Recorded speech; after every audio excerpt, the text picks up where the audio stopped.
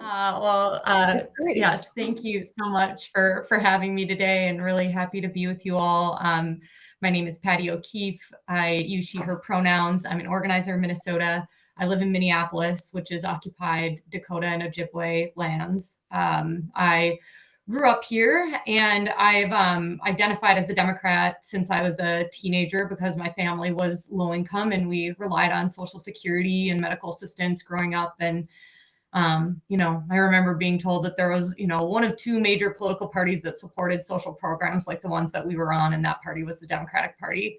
I went to the U of M, the University of Minnesota, where I majored in youth studies and started organizing on a number of like student-led campaigns on campus. And after that, I got a job supporting students working on fossil fuel divestment campaigns on their college campuses across the state.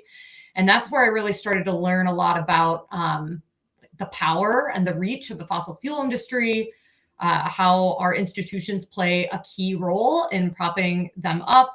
And at the same time, I started getting involved with the indigenous-led resistance to oil pipelines in Minnesota, and started learning about the connections between climate change and colonization and white supremacy, and started to examine my own whiteness and privilege and place in the movement.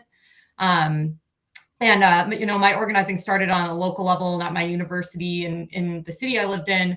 But then I, started learning about what progress we were and weren't making as a state. And I wanted to meet people outside of Minneapolis who were working on climate and environmental issues. So I joined the DFL Environmental Caucus, which was kind of like my first, kind of official involvement with the party beyond just voting. And I met lots of people there who were from across the state working together to push the party to take on stronger stances across a number of different issues.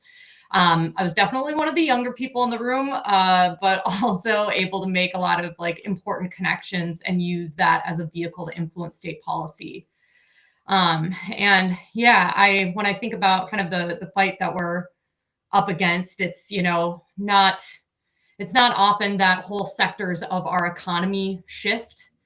And if we don't intervene, one, is not going to happen fast enough, but two, it will shift with the same systems of power remaining in place, power structures that we know are the root causes for climate change in the first place. Our current economy treats people and certain places and the planet as a whole as disposable. And we need to use this opportunity to push for a new economy that redistributes wealth and power. I have this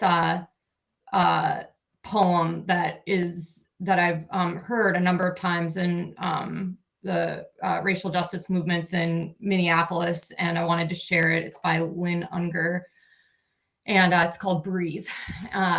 And it goes, "How can I breathe at a time like this when the air is full of smoke, of burning tires, of burning lives? Just breathe," the wind insisted. "Easy for you to say if the weight of injustice is not wrapped all around you, cutting off all air. I need you to breathe. I need you to breathe. Don't tell me to be calm when there are so many reasons to be angry, so much cause for despair.